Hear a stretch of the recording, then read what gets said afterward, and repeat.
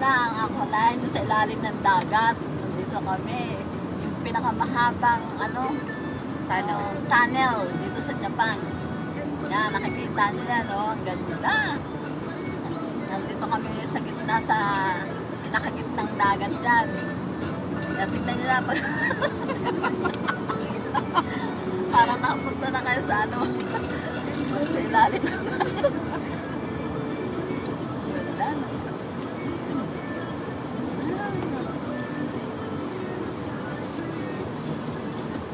Sana pala yung kanina, no? Nagkasayan. Ito naman yung kalahati ng dagat. Kasi ito yung gitna, no? Dapat ganun.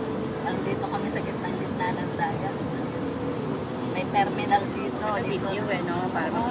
makalimutan. Hindi ko na nalang video. Kasi papunta tayo dito. Papunta na kami sa iba. Para kasama ka pa, no? Sayang. Tama, oh.